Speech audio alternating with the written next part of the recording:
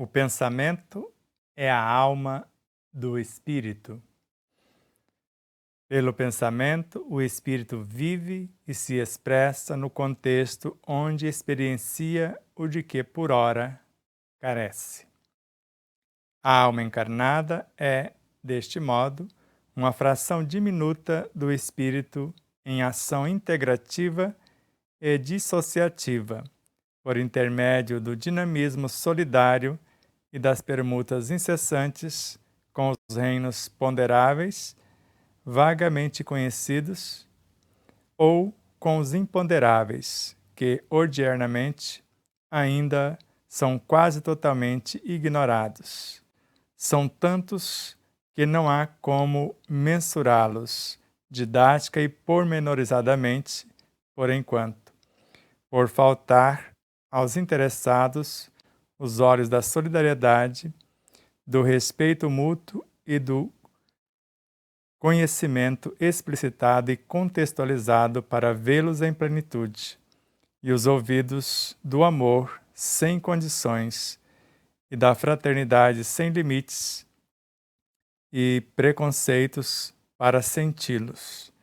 O entrelaçamento acontece irrefreavelmente, tanto nos planos e subplanos objetivos, quanto nas múltiplas dimensões subjetivas, com os ambientes, de acordo com as circunstâncias onde o espírito e a alma laboram no cadinho de seu aprimoramento e de sua interna sublimação. Lei de compensação, ou lei de compensar-nos na ação. Eu sou Sebastião Camargo, começa agora mais um programa, O Despertar Necessário. E conforme prometido, aqui estamos para fazer algumas provocações.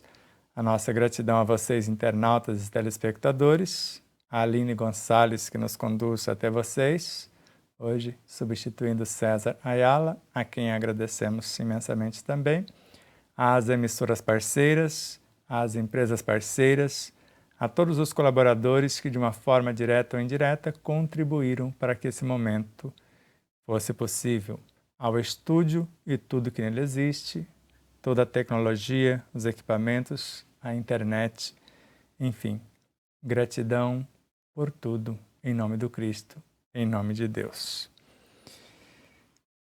Ficou meio atropelado a leitura, mas vamos reler para que você possa situar-se. Mas antes, gostaria de ler para vocês com o Espírito Emmanuel. Ele narra que a lei de compensação é uma das mais vivas realidades do universo.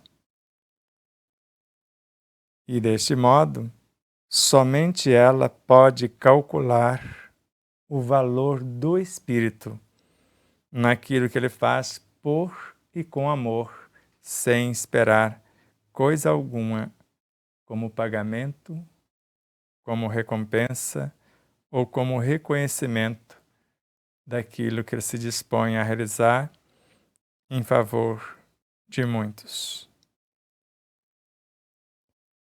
Enquanto isso, peço que comece a imaginar o que você gostaria de ser ou de tornar-se. E para isso, qual auxílio que você gostaria que o universo, o cosmos, lhe dispensasse.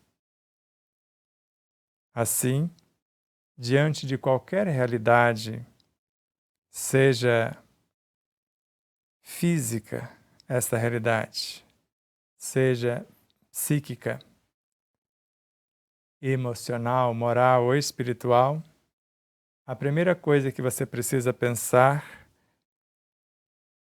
é o que você está disposto a investir em você mesma para transformar o seu projeto, a sua proposta em realidade.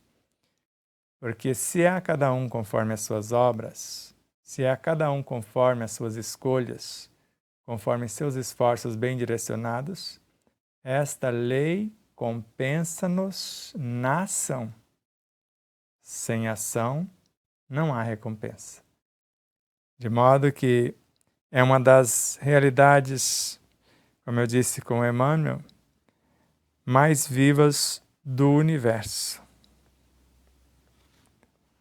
Assim, torna-se muito simples, muito fácil até compreender o que nós estamos querendo dizer. Vejamos. Com o fito de encorajar e de gerar forças, estímulo em prol dos fiéis e operosos viajores da eternidade, o insigne instrutor explicitou com solene convicção e contagiante eloquência. A lei das compensações é uma das maiores e mais vivas realidades do universo. Por sua vez, cada humílimo servidor que se alistar nas fileiras da causa crística deverá aquecer e sensibilizar-se ante o amorável convite do divino portador da Boa Nova, e sem vacilos e procrastinações discursivas, tomar ciência e adquirir consciência de que cada trabalhador deve fazer jus ao justo salário. Só até a realidade do universo é de Emmanuel. O Emmanuel disse somente aqui, a lei das compensações é uma das maiores e mais vivas realidades do universo. E nesse sentido, nós complementamos. Por sua vez, o interessado, cada humílimo servidor que se alistar nas fileiras da causa crística deverá aquecer e sensibilizar-se ante o amorável convite do divino portador da Boa Nova, que é nosso Mestre Jesus, e sem vacilos e procrastinações discursivas, as desculpas costumeiras, tomar ciência e adquirir consciência de que cada trabalhador deve fazer jus ao justo salário. Por isso que eu disse que é uma lei que nos compensa somente na ação. Não adianta orar e permanecer imóvel, no pensar, no sentir, no falar ou no agir, porque não há como dar certo se não houver trabalho por nossa vez. E continuando aqui a temática, onde eu li com Emmanuel, João Modesto, valendo-se da mediunidade do venerável apóstolo cristianizado, que é Chico Xavier, menciona que quando o profissional em qualquer setor da atividade humana ultrapassa as fronteiras naturais das próprias obrigações, guarda merecimento superior à importância do vencimento estabelecido, pois semelhante salário extra corresponde à abnegação. Segundo o autor, as leis terrestres não recompensam o mérito extraordinário por falta absoluta dos meios de aferição. E complementamos nós. Percebe-se que a tão decantada meritocracia, particularmente valorizada entre os homens contemporâneos de então, longe se encontra do juízo de valor para alcançar e qualificar os parâmetros a fim de aquilatar o real mérito expansivo e extensivo à necessidade do cultivo e do desenvolvimento permanente das virtudes educativas da alma em curso, as quais carecem ser mais bem compreendidas no alvorecer e no amadurecer da humanidade renovada ou em via de renovação. Então, tanto com Emmanuel quanto com o nosso irmão João Modesto, já percebemos o tamanho ou a grandeza deste capítulo que versa sobre a lei de compensação, por ser uma das mais vivas realidades do universo. E não passa despercebido desta lei sequer a mais ínfima movimentação de qualquer ser, em qualquer escala, estágio ou nível evolucional. De modo que, mediante o pequeno introito que fizemos na live passada, porque nós lemos um pedaço da introdução ao capítulo, e agora estamos lendo alguns fragmentos do próprio capítulo, que é o capítulo 3º da obra O Despertar da Consciência de Sal da Terra, Luz do Mundo. Agora não vou ler de carreirinha, agora vou ler na câmera lenta para vocês. O pensamento é a alma do espírito. O pensamento não é outro senão o espírito encarnado em nosso corpo.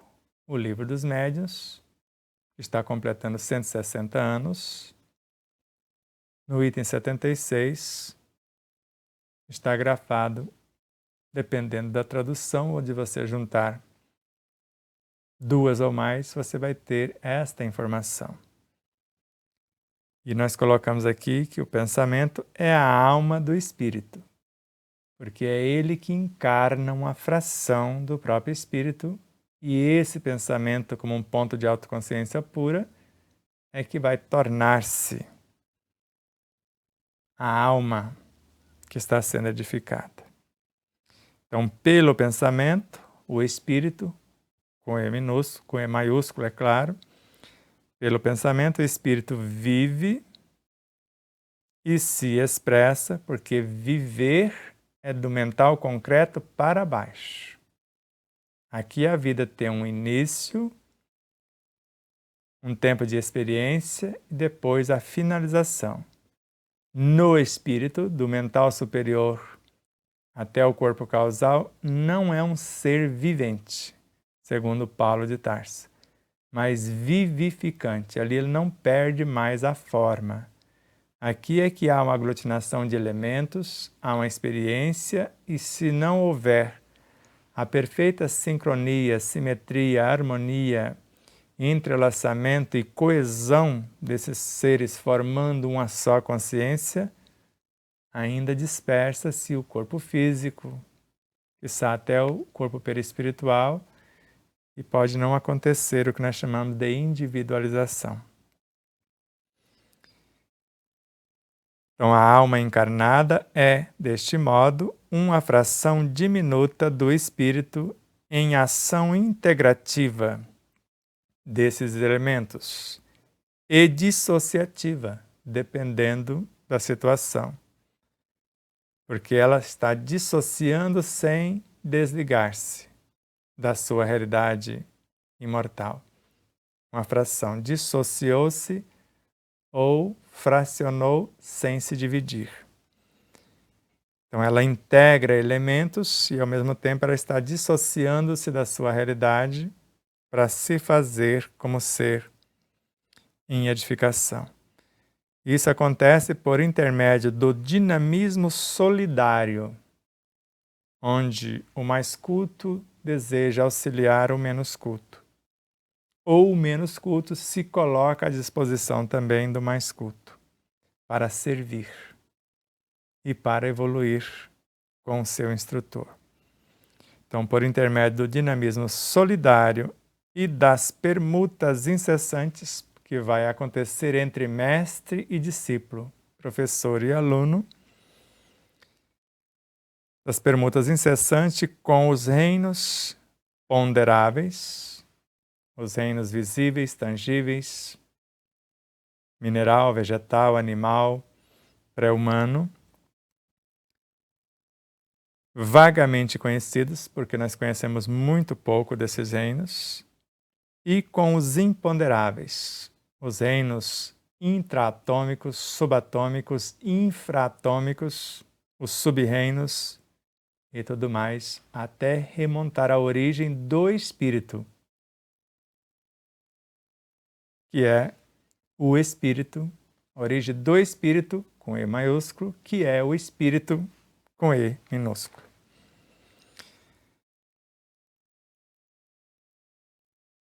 Então, esses reinos ponderáveis, vagamente conhecidos, e com os imponderáveis, que odiernamente, atualmente, ainda são quase totalmente ignorados.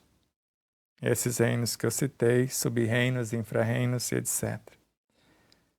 São tantos que não há como mensurá-los didática e pormenorizadamente por enquanto. Isso também afirmou Galileu no capítulo 6 da obra A Gênese. São tantos os reinos que não daria para descrevê-los.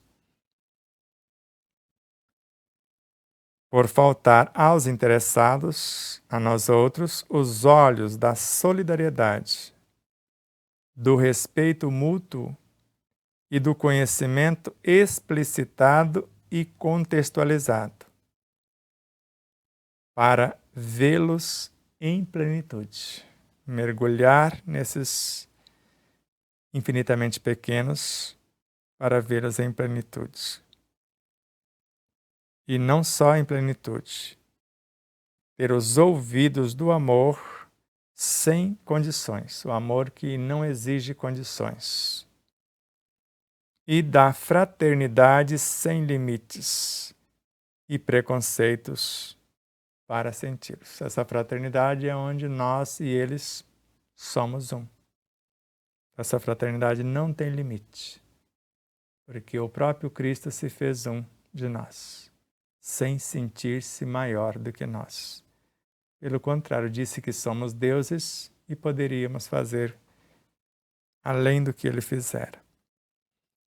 E além desta fraternidade sem limites, e também sem preconceitos, para julgar só porque eles são menores no processo evolutivo, são inferiores ou piores do que nós. Isso não é verdade, porque todos proviemos da mesma essência e retornaremos de algum modo a ela, só que saímos como substância, como matéria-prima, e retornaremos como lei, como seres individualizados, sublimados, iluminados. O entrelaçamento acontece irrefreavelmente, para frente, para o alto, tanto nos planos e subplanos objetivos, dos reinos mineral até o pré-humano, quanto nas múltiplas dimensões subjetivas dos intra-reinos, sub-reinos, infra-reinos e etc.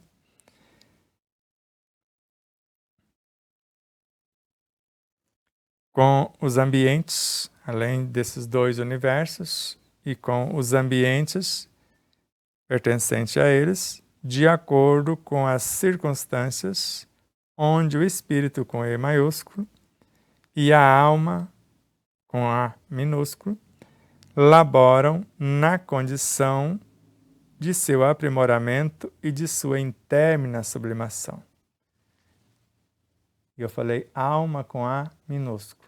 E você pode ter perguntado, mas existe a alma com A maiúsculo? Sim, a alma que se iluminou, que despertou, sublimou o seu universo iluminou-se na ação e está pronta para integrar-se na sua consciência, que é o Espírito com E maiúsculo.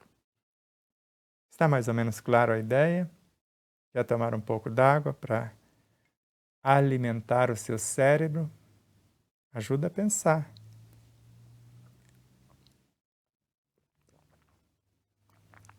Porque a água é informação. E para pensar, gastamos energia. Além de ser informação, a água é também alimentação. Um alimento, senão o mais belo, só perde para o ar, o que entra diretamente em nosso corpo pelo sistema respiratório ou digestivo. E esse ar, em tese, só perde para a luz, porque o reino vegetal só transforma luz em alguma coisa. Então, basicamente, ele vive de luz. E não poderia ser diferente com os outros reinos, porque sem luz, se o sol parasse, ou se a terra parasse, ela parasse por 1 hora. Um lado dela queimaria e o outro congelaria. Percebeu a importância da luz do sol?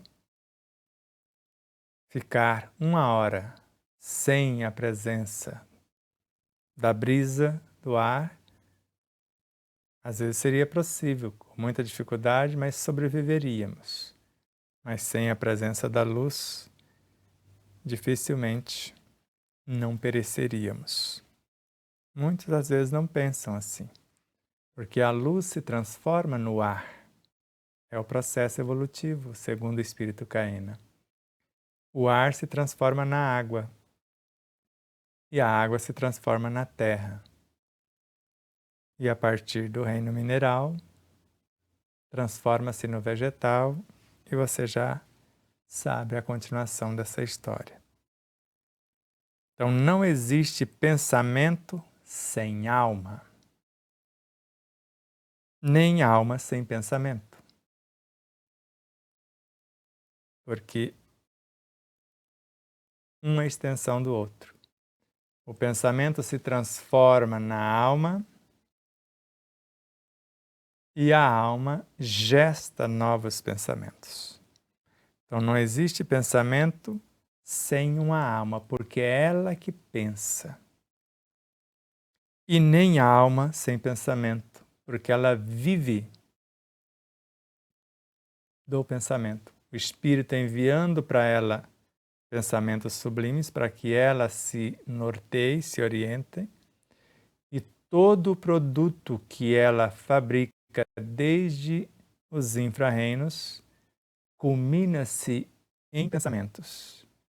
Depois, a inteligência intelectiva, emotiva e espiritual. Então, não existe pensamento sem alma, nem alma sem pensamento. Não há como dissociar a alma do pensamento, porque onde ela está, onde ele está, o pensamento, a alma também está. Isso agora já consta na questão 89A do Livro dos Espíritos também. Dissemos a Lures, ou seja, em outro lugar, que o pensamento expressa a consciência por meio da inteligência. Isso está nesta obra, Despertar da Consciência do Atma ao Anjo. É o item 76 do Livro dos Médiuns. Pensamento expressa a consciência por intermédio da inteligência e não é outro senão o espírito encarnado em nosso corpo. Assim sendo, a alma ou fração do espírito encarnado não é senão o pensamento manifestado de forma visível, tangível e em perpétuo dinamismo. Pois é sabido por muitos que o sonho é o pensamento que ainda não nasceu. Por conseguinte, o pensamento é o sonho que se personificou, isto é, o sonho que se tornou realidade. Entendeu a metáfora? O pensamento Vamos voltar aqui. O pensamento é o sonho que se personificou. Vou voltar mais para trás. Pois é sabido por muitos que o sonho é o pensamento que ainda não nasceu. Estou sonhando, imaginando. E o pensamento é o sonho que se personificou, porque agora já transformou-se na capacidade criativa a ser colocada em ação. Isto é, o sonho que se tornou realidade, que agora já se torna palpável pelos sentimentos, pelos sentidos mais sutis. A este respeito, Joana de Ângeles infere que os pensamentos constituem o reflexo do ser profundo. Está confirmando o que nós estamos falando. Então, os pensamentos constituem o reflexo do ser profundo, exteriorizando as aspirações e os objetivos essenciais da vida. Como se ele gestasse esses pensamentos como anseios, como propósito, como projetos, e envia para o laboratório mental cuja vontade é a gerente. E como capacidade criativa em ação se coloca à disposição do poder imaginativo, está à disposição do poder intelectivo, que depende do conhecimento e do discernimento, para que possa começar o processo de criação ou de materialização do que se pretende. Então, mais adiante, Joana de Ângeles enfatiza que todas as realizações originam-se no pensamento, por ser a capacidade criativa e uma expressão do ser profundo. Assim sendo, basta desenharmos pelo pensamento, segundo a autora, um objetivo qualquer. É um objetivo interior. Então, você desenha interiormente, então basta desenhar um objetivo interior e de imediato forças complexas apresentam-se para que o mesmo seja conquistado. Isso está no livro e aqui aparece em outro contexto. Está nesse, agora aparece no segundo. Só com a nova roupagem a informação. Em suma ou em resumo, se a oração representa a força propulsora e a ação se traduz em serviço renovador, a oração da criatura ciente de suas potencialidades e consciente da força que possui em si mesma, assim se configurará. O desejo estimula. A vontade determina. As inteligências definem. A intelectiva intui, a espiritual intui, a emocional inspira e a intelectual racionaliza. O pensamento estatui, a imaginação elabora, a palavra orienta, verbalizada ou não, e o sentimento concretiza o intento almejado em todas as dimensões do ser e do saber. Não entendeu? Retorno.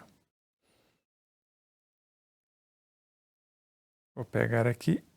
Então, resumindo, se a oração representa a força, lembra com Emmanuel, a oração é força, ação é serviço. Então, aqui é como se fosse uma paráfrase. Então, se a oração representa a força propulsora e a ação se traduz em serviço renovador, a oração da criatura ciente de suas potencialidades e consciente da força que possui em si mesma, assim se configurará. Isto é a oração. Quando a criatura está ciente de suas potencialidades e, ao mesmo tempo, ela está criatura está ciente de suas potencialidades e consciente da força que traz em si mesma. Então, na oração, que ela nasce dos mais simples desejos. O desejo estimula. Ainda na oração, a vontade determina, porque o desejo subiu para o campo mental, daqui para cá. A vontade é a gerente do campo mental, simbolizada aqui pela estrutura cerebral no plano físico. Então, o desejo estimula, gera o estímulo. A vontade determina o que vai ser criado. A inteligência, as inteligências definem. São 3. A espiritual, que está trazendo a encomenda, intui, estabelece o que vai ser criado.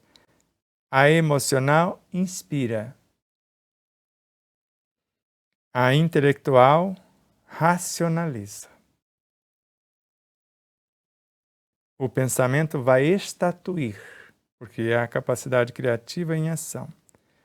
A imaginação vai elaborar o que ele estatuir.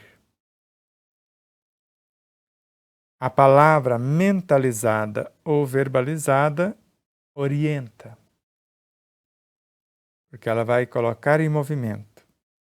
E o sentimento concretiza, porque o sentimento cria, edifica, alimenta e ilumina.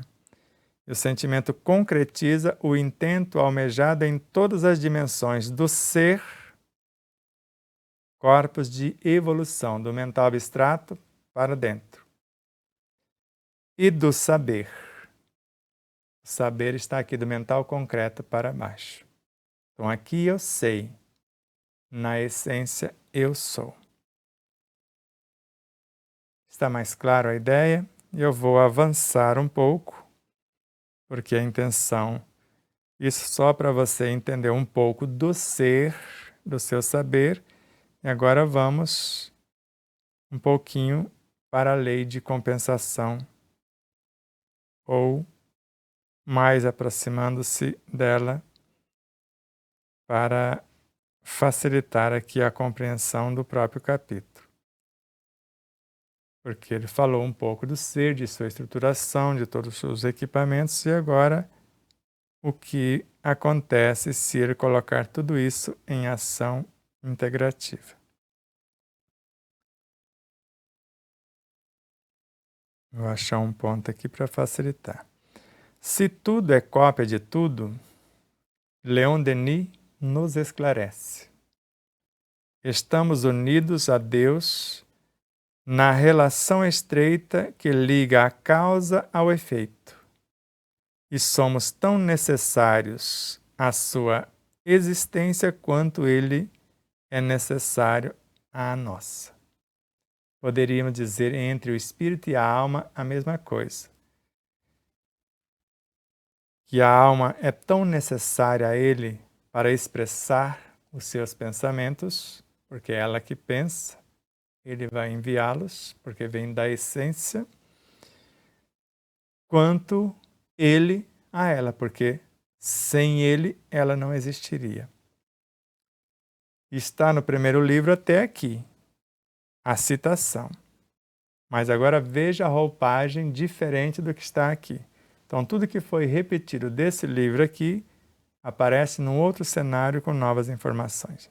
Deste modo, a alma é tão necessária ao espírito quanto ele a ela, posto que é por meio de suas fulgurações ou de suas almas que o espírito se expressa, experimenta-se, aprimora-se e se expande.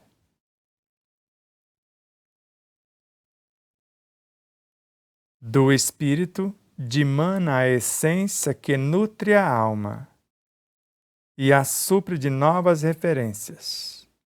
E a alma, por sua vez, contribui para o engrandecimento do espírito ou para o seu enobrecimento ou a sua sublimação, com o substrato das suas mais nobres vivências.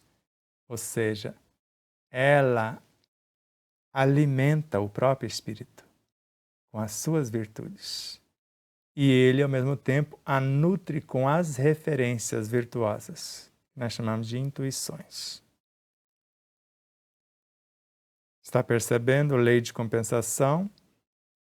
Então, um não vive sem o outro. Nada no cosmos vive sem o outro. Tudo é interdependente. Exatamente tudo. Vou avançar para pegar um outro cenário para você.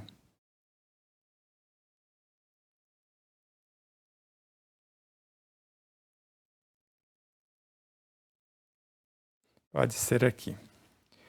Na matemática divina, divisão equivale quase sempre à multiplicação da dádiva ofertada.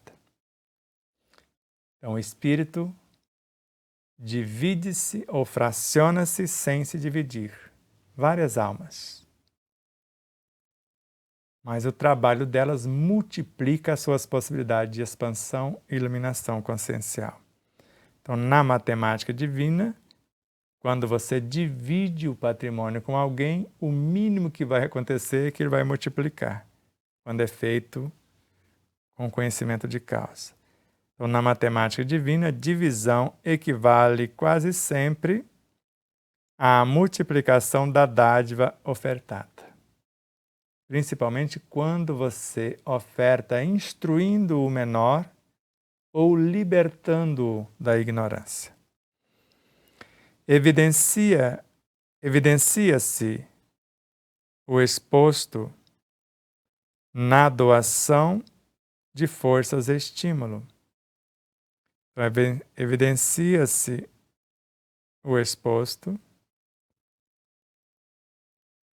na doação de forças e estímulo, possibilidades de ascensão inerentes aos conhecimentos sabiamente exemplificados por intermédio da oferta sem condição, ou seja, do consolo sem exigência ou cobrança, na partilha do pão que gera e nutre a vida, a bioenergia em suas múltiplas expressões, do esclarecimento sem imposição, que impulsiona sem aprisionamento, bem como da verdade que ilumina sem ofuscar a capacidade intelecto-moral e espiritual de quem a assimila, de modo que o assistido se desencarcere da humilhante e escravizadora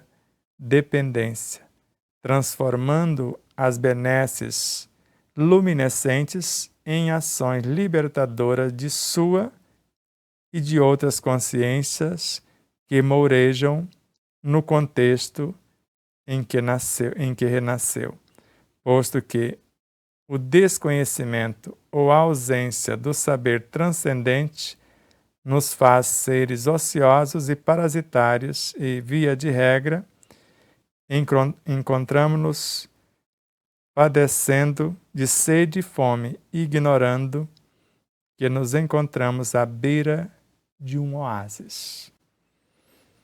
Ficou meio confuso?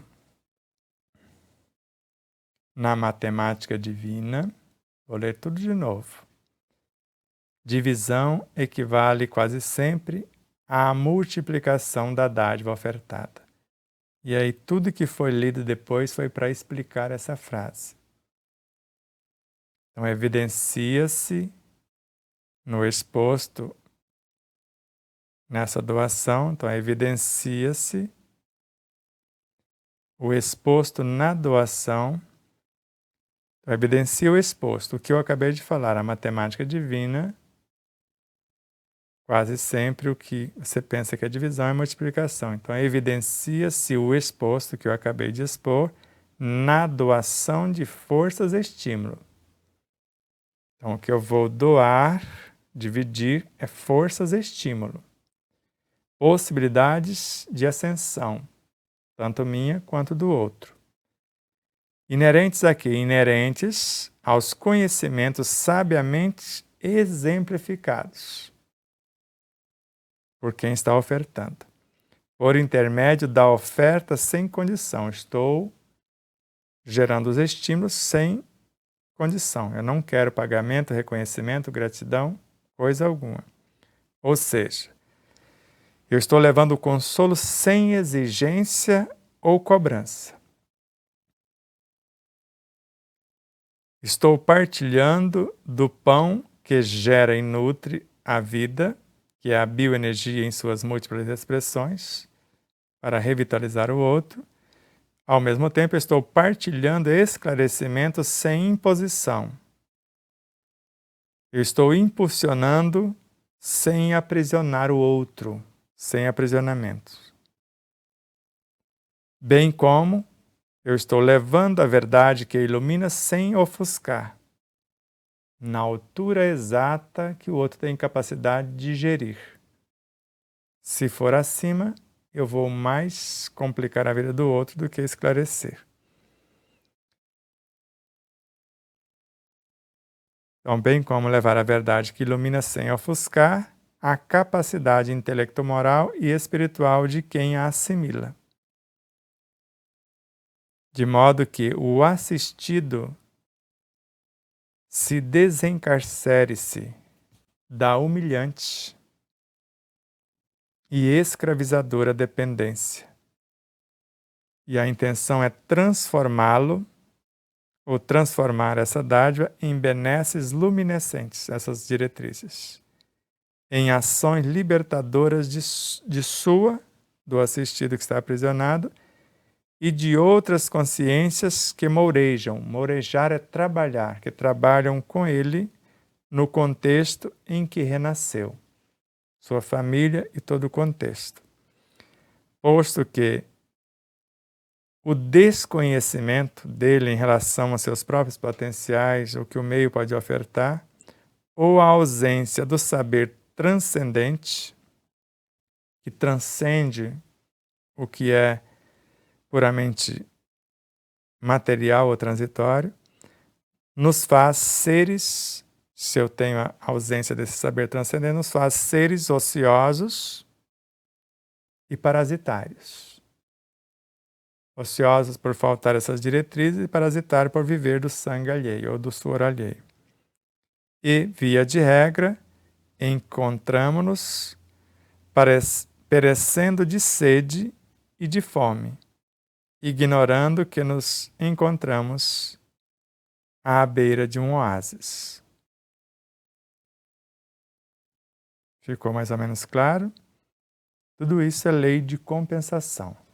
Percebeu? Você tem um conhecimento, você vai dividir com o outro. E as condições para fazê-lo sem humilhar o orientado, o assistido, mas intencionando libertá-lo à luz dos exemplos pessoais. Vou ir lá mais para frente, no capítulo. Podemos questionar por que nos valemos das expressões quase nunca e quase sempre.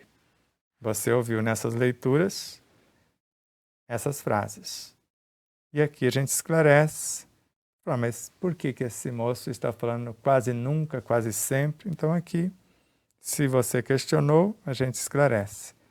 As respostas estão implícitas e se encontram intimamente conectadas às duas situações distintas. Pois as duas situações distintas é o quase nunca e quase sempre. Pois padecemos nas raras atitudes dos carentes de quase tudo e nas dobras mnemônicas do espaço, nas leiras promissoras do tempo e nos regozijos inefáveis da eternidade, a realização de mínimos introitos libertadores, ou seja, percebemos que, vez por outra, o faze por sua própria iniciativa, isto é, testificamos que eles ensaiam, mesmo que timidamente, e às vezes sem consciência de si ou do labor de que por e do porquê labora. O inconteste exercício da edificação das bases estruturais da autoconsciência, mesmo que quase sempre seja impulsionados pelos vigorosos ensejos convites da lei de compensação e pela inequívoca interação estímulos de sua própria consciência máter. Isso a gente chama ler de carreirinha e ficou às vezes mais confuso do que tudo, não ficou? Então agora lê com outro olhar. Agora lê prestando atenção agora na essência da leitura. Então podemos questionar por que valemos das expressões quase nunca e quase sempre. As respostas estão implícitas e se encontram intimamente conectadas às duas situações distintas, porque nós mostramos situações distintas anteriormente. Pois percebemos nas raras atitudes dos carentes de quase tudo, a gente percebe nas raras atitudes dos carentes de quase tudo, neles, nas dobras menimônicas do espaço, que é o corpo físico, nas leiras promissoras do tempo, que é o perispírito, e nos regozijos inefáveis da eternidade, que é a essência do ser analisado. Nessas três dimensões do ser, corpo físico, perispírito e a sua própria consciência, não percebemos a realização de mínimos introitos libertadores, atitudes. Ou seja, percebemos que, vez por outra, o fazem, quando eles fazem alguma coisa, então percebemos sim que, vez por outra, eles o fazem por sua própria iniciativa, só que vez por outra somente. Isto é, testificamos que eles ensaiam, mesmo que timidamente, e às vezes sem a consciência de si, o porquê fazem, ou do labor, do trabalho e de porquê laboram, de porquê trabalham. Então não tem a consciência de si, do trabalho e de porquê trabalham. O inconteste exercício de edificação das bases estruturais da autoconsciência. E lá no glossário está escrito o que é autoconsciência, e no corpo do livro também. Autoconsciência é você usar a melhor solução, o melhor conhecimento, as melhores diretrizes para você sair da situação. Mesmo que quase sempre, e agora quase sempre, eles sejam impulsionados pelos vigorosos ensejos da lei de compensação, que estimula para que eles possam produzir e receber algo em contraponto. E pela inequívoca intercessão e estímulo de sua própria consciência máter, da essência dele, em benefício da alma que está atuante aqui. E continuando, isso representa o terno e amoroso cuidado da suprema sabedoria e do mestre espírito, com E maiúsculo, objetivando a capacitação, a qualificação, a promoção e a libertação de seu pupilo, em resposta à fragrante e promissora iniciativa do aprendiz, desvelada na indubitável motivação libertária da diminuta fração encarnada que os representa, personificada na alma como centro da centro da personalidade ativa, em formação e em perpétua expansão consciencial. Vou ler a segunda parte. Isso representa o terno e amoroso cuidado da suprema sabedoria, o arquiteto cósmico, e do mestre espírito em relação à sua alma, objetivando a capacitação, a qualificação, a promoção e a libertação de seu pupilo, que no caso, a alma encarnada. Em resposta à fragrante e promissora iniciativa do aprendiz, quando o aprendiz dá o primeiro passo. Desvelada na indubitável motivação libertária. Ele quer se libertar, tá? Libertar dessa diminuta fração encarnada, que é a alma, que os representa, tanto o espírito quanto a suprema sabedoria, que por meio dela se expressa. Então, personificado na alma como centro consciencial da personalidade ativa em formação e perpétua expansão consciencial. Creio que é o suficiente aqui para provocá-los um tanto mais, porque na próxima quinta-feira nós vamos estar ao vivo, interagindo com vocês, e agora vocês têm o ensejo da semana que passou, que terminamos fazendo uma breve leitura da introdução do capítulo. Agora, trechos do capítulo, com belas reflexões, e agora aguardando o interesse para que a gente entre nas minúcias,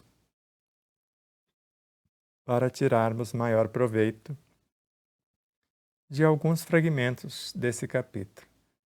Esse capítulo, no livro normal, deve ter pelo menos 30 páginas. Só para você ter uma noção da importância da lei de compensação, para que você possa fazer tudo com maior esmero, com maior cuidado, como se fosse a última oportunidade. E ao término da tarefa, ou mesmo que não a termine, mas fazendo sempre como se fizesse para o próprio Criador, para o próprio Cristo, para a sua própria consciência, ou melhor, para si mesmo, como espírito imortal que é. Inspirem, se acalme e comece a planejar dentro das diretrizes preceituadas hoje o que você quer para a sua vida, para o contexto onde moreja. Como eu disse, morejar é onde você experiencia, onde você trabalha, não é onde você mora. Morejar é onde você experiencia, onde você trabalha. Onde você mora pode ser a sua casa. Às vezes mora debaixo da ponte, debaixo de uma árvore. Agora é onde você atua, onde você floresce, onde você está frutificando. Inspire, se acalme, replaneje, reconfigure, ressignifique. Pense, sinta, mentalize e haja. A intenção é que sejamos as criaturas mais felizes, mais saudáveis, mais pacíficas e mais serenas do planeta Terra, inicialmente. E alguém olhando-nos, vendo o próprio Criador na ação. Evangelhos vivos. Pregue pelos 4 cantos do mundo o Evangelho, disse Francisco de Assis e Paulo de Tarso. Ou disseram-nos esses missionários, se necessário com palavras. porque Evangelho é ação, é a força exemplificadora e, ao mesmo tempo, o energismo vitalizador, ou a vida em abundância. Evangelho é força, vitalidade e vida. Gratidão mais uma vez a Aline Gonçalves, que nos conduz até vocês. A vocês que são a causa do nosso existir. Ao César Ayala e a todos os demais colaboradores, a Neuza Marques, a Marcela Lemos, a Marcela Lima, o Alexandre Marques, a Pâmela Ulho, a Elizabeth Sobrinho, Elizabeth Henrique, a Mariana Medeiros, o Arnaldo Silva, Jussara e Fernando Rocha, Marlene Maciel, Mayra Souza, Rosa Sanches, a TVC de Três Lagoas, Rádio Portal da Luz, em Dourados, ambas em Mato Grosso do Sul, Portal do Espiritismo em Andradina, São Paulo, TV e Rádio Espaço Espírita em Santa Catarina, Canal Mais Brasil em Frutal, Minas Gerais. A nossa gratidão às emissoras, aos empresários, à audiência, aos fornecedores, colaboradores, a tudo e todos. E às empresas parceiras, Alvorada Veículos, Matsumoto Imóveis, Ótica e Lojaria Sol, Cotidiano, todos em Três Lagoas, Mato Grosso do Sul. Hotel Del Príncipe, em Marabá, no Pará. E, inclusive, esta viagem nos trouxe e estamos no Hotel Del Príncipe, hoje que estamos falando com vocês, juntamente com o José Benedito Ribeiro, no projeto Novo Mundo, criando um aditivo que intenciona a queima simultânea dos componentes como uma única explosão, a queima de todos os componentes do diesel, o biodiesel, a gasolina, puros ou associados. E com esta queima única, aumenta a potência do motor de 30% a 50%. Normalmente você ganha 2 marchas, onde você andava de terceira, você anda de quinta. A harmonia da maquinária, do veículo como um todo, porque trata-se de um energismo quântico. E com isso, a longevidade de toda a maquinária de 30% a 50% mais. A economia de combustível vai de 20%. No nosso caso, no diesel, pode chegar a 80% com a consciência que temos. A poluição a menos de 20% e pode chegar a 0% dependendo da consciência do condutor, porque os resíduos transformam-se em elementos biodegradáveis e retornam à natureza como fertilizantes ou adubos, de forma natural. A harmonia do condutor, a sua reorganização psicobiofísica, moral e espiritual, a sua expertise, a sua atenção, seu estado de presença e, ao mesmo tempo, o benefício para os conduzidos. E por onde o veículo passar, deixando um rastro de harmonia, de consciência. Essa é a nossa intenção para ajudar a natureza, ajudar as catadoras